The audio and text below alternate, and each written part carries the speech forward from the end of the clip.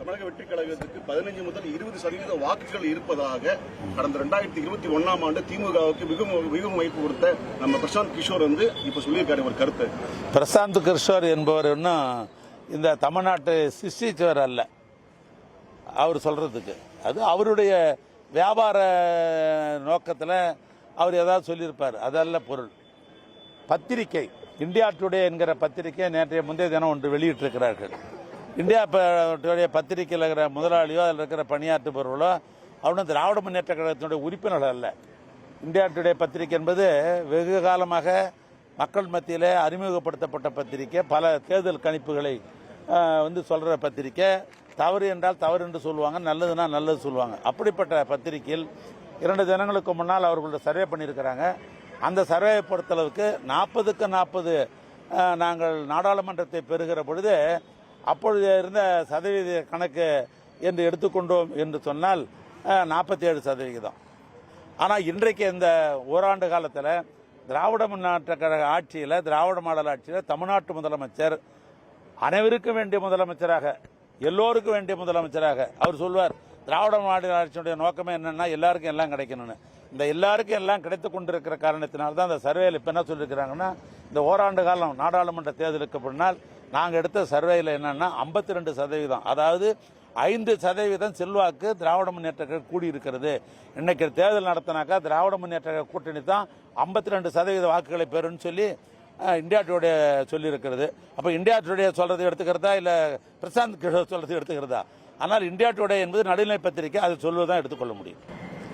திருவண்ணாமலையை பொறுத்தளவுக்கு இது விரிந்து பறந்து வளர்கிற ஒரு பகுதி. இந்த பகுதியில் ஏற்கனவே அண்ணன் கலைஞர் அவர்கள் முதலமைச்சராக இருந்த பொழுது அப்பொழுது நான் பெரிய ஒரு கோரிக்கையை நான் வைத்ததோடு மட்டுமல்ல, அப்போ நான் உணவுத்துறை அமைச்சராக பணியாற்றிய காலம்.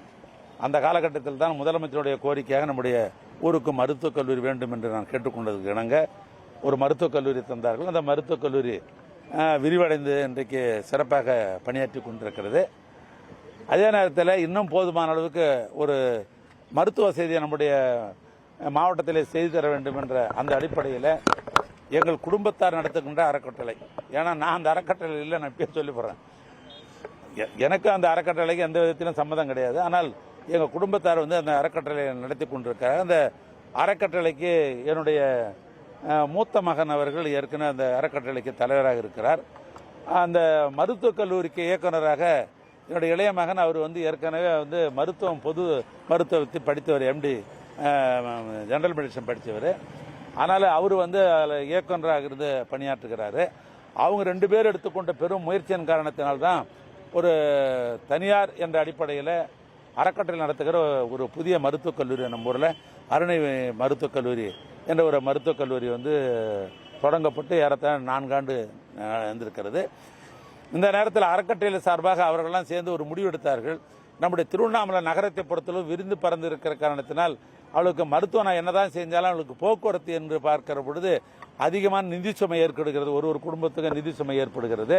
ஆனால் அந்த நிதி சுமை எந்த அளவில் அறக்கட்டளை மூலமாக குறைக்கலாம் என்று அவர்கள் முடிவு செய்து அவர்கள் இதை மாதிரி இலவசமாக அந்த மருத்துவக் கல்லூரிக்கு, மருத்துவமனைக்கு போகிற ஒரு பேருந்தை இயக்கலாம் என்ற முடிவு எடுக்கப்பட்டு நம்முடைய வேங்கிக்கால் பகுதியில் அமர்ந்திருக்கிற மாவட்ட ஆட்சி அலுவலகம், அதுக்கு முன்னால் தான் நின்று பேசினுக்கிறேன்.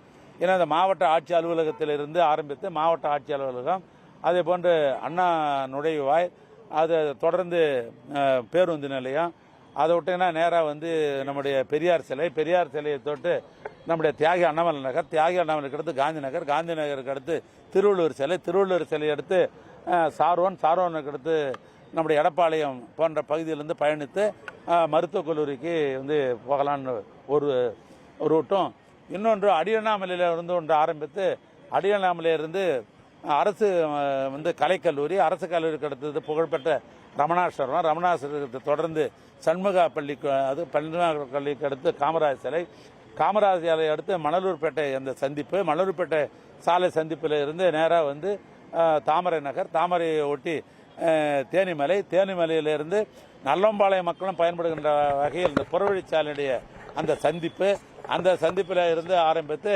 மீண்டும் அரசு கலைக்கல்லூரி சண்முகா கலைக்கல்லூரியினுடைய சந்திப்பு, அதை ஒட்டி அங்கிருந்து அணக்கரை வழியாக அந்த மருத்துவமனைக்கு போவது என்று 2 ரூட்டுகளை அவங்க முடிவு செஞ்சாங்க.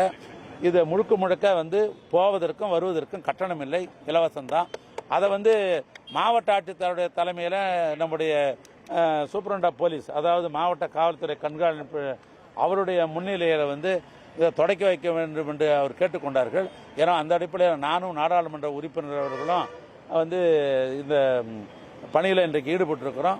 குறிப்பாக அறக்கட்டளையில் 2 பேர் இருந்தாலும் கூட இது போன்ற ஆலோசனைகளை நம்முடைய கல்லூரியினுடைய முதல்வர் குணசிங்கம் அவர்கள், டாக்டர் குணசிங்கம் அவர்கள், அவர் தான் டீன், அவரும் எவ்வளோ இருந்து இதை கட்டாயம் செய்யணும்னு அவரை வலியுறுத்தி இருக்கிறாங்க. அந்த அடிப்படையில் தான் இந்த நிகழ்வு நடக்கிறது. நான் தொடக்கி வைப்பதற்காக நான் தொடக்கி வச்சேன். செய்திகளை உடனுக்குடனும் துல்லியமாகவும் தெரிந்து கொள்ள சப்ஸ்கிரைப் பண்ணுங்க.